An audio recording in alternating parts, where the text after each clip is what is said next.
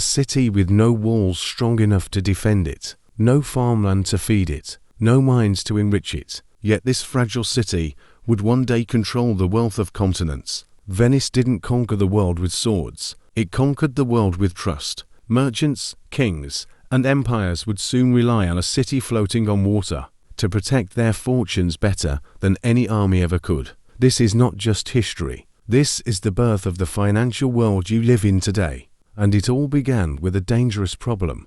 How do you move gold without losing it? Long before Venice ruled money, it ruled the sea. Every spice from India, every silk thread from China, every treasure from the East passed through Venetian hands. But wealth had a weakness. Gold could be stolen. Ships could sink. Pirates could take everything in a single night. The richer Venice became, the more dangerous success grew. So the city asked a revolutionary question. What if wealth could travel without physically moving at all?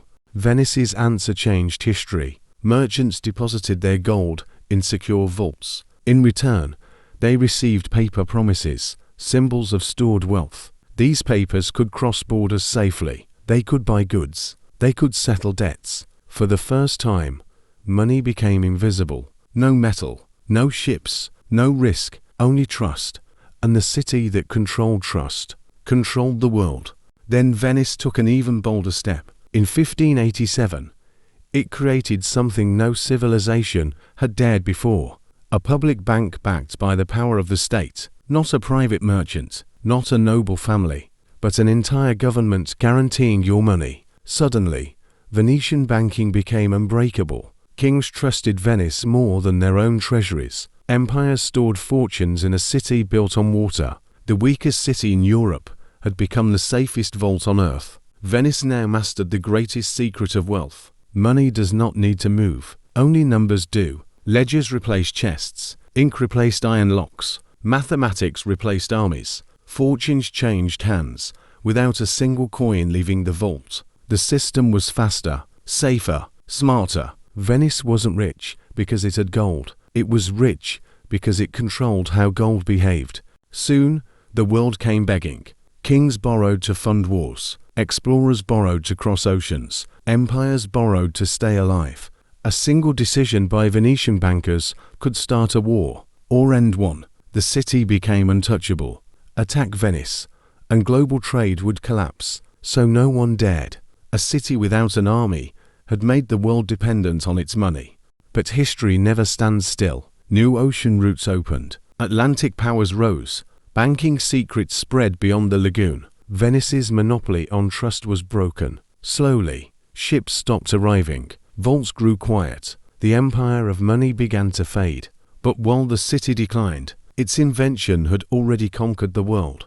Today, you send money with a tap. You trust banks you've never seen. You own wealth you've never touched. That system was born in Venice, a city that turned water into walls, paper into gold, and trust into power. Venice proved one eternal truth. The greatest wealth is not money itself, but the system that controls it. A floating city became a bank, and the world has never been the same.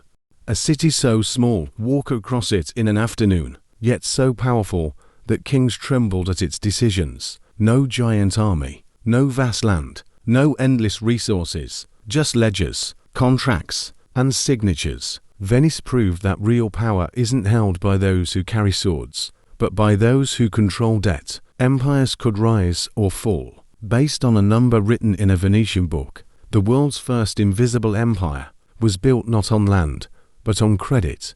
Venice is quiet now. Tourists walk where bankers once ruled. Boats pass where fortunes once moved silently through ink. But the system Venice created never died. It evolved into central banks, into global finance, into the invisible network controlling today's world economy. Every digital payment, every international loan. Final dramatic shot. Venice reflected in dark water. Ghostly golden banking symbols above. Cinematic ending. Every market rise and crash. Still echoes a Venetian idea born on water centuries ago. The city faded, but its financial ghost still rules the modern world.